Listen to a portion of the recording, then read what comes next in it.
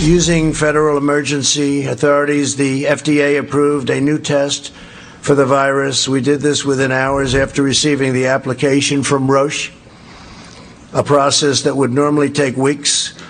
We therefore expect up to 500,000 additional tests will be available early next week. And this is good news. Progress is on the way. And according to several reports, progress is actually here as dozens of companies race to find coronavirus cures, vaccines, and therapies. The FDA stepping up and stepping in to greenlight expedited testing. All of this as the pandemic throws our country into a national state of emergency. In this race against the clock, our borders are now closed off from Europe. But some experts say the U.S. could look like Italy sooner rather than later. The professor who heads up Northeastern University's epidemics lab warns, and I quote, Massachusetts is smaller than Italy. It has about 100 cases. There were 159 cases in Italy 2 weeks ago. That's where we're heading. We've got to move now and decisively prepare hospitals, work remotely, and ramp up testing. Joining me right now, President of the American Islamic Forum for Democracy, Dr. Zuhdi Jasser. He served 11 years as a medical officer in the Navy and now practices internal medicine. Dr. Jasser, good to have you back on the show.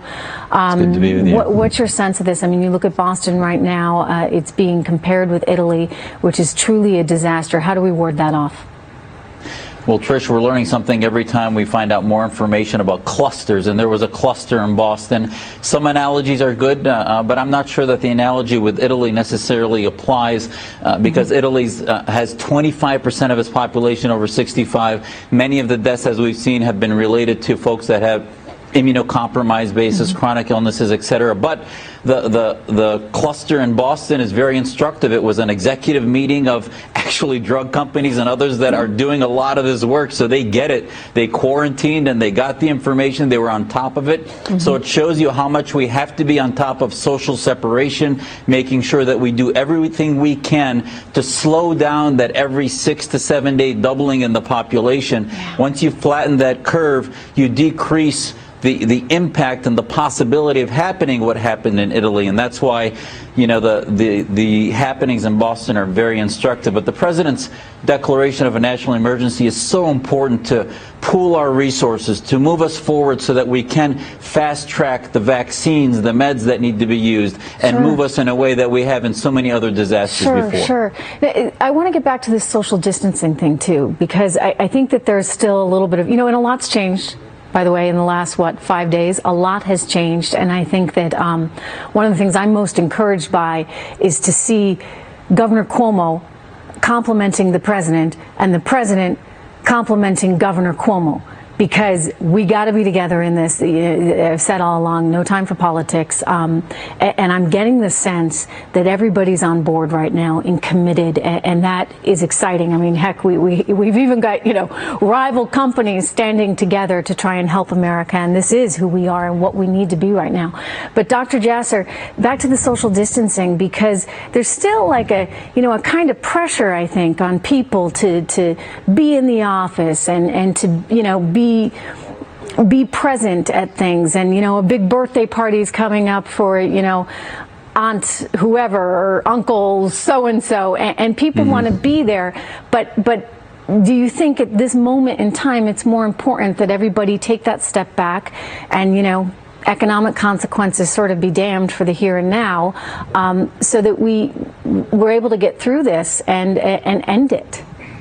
Well, absolutely. As we figure this out, Trish, as in any medical emergency, we first take our own pulse, then we get the vitals of the patient. And as we get the vitals of our country, of what's happening as this virus penetrates various populations, we're all getting a clinic in what immunity all is.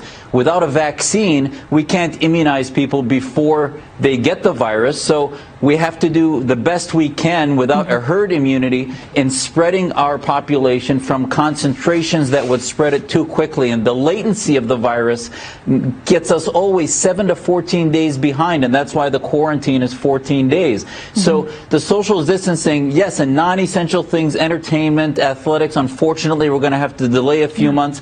And really, the delay is going to probably be 8 to 12 weeks because we've seen in other countries the doubling time, it peaks at about 12 weeks. So we're going to have to come together as a country, as we do in any threats of asynchronous battles, for a few months until we figure it out.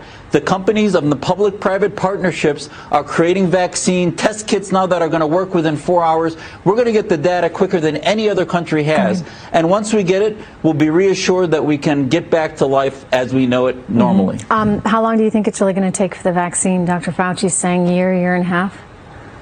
Well, they're already talking about having vaccine, but the problem, Dr. Fauci's exactly right. It's going to take a year because of the phases. You have to now they're starting to put them into animal studies, etc. China put us behind 6 weeks or so before we even knew enough about it to start it. But the companies, be it Roche, Moderna, Janssen, they're all working in the same time in multiple pathways, and now they're already starting to put it into animal studies to make sure. You can't just give it to normal people. You have to make sure it's safe and it works. So those two things are going to take a year.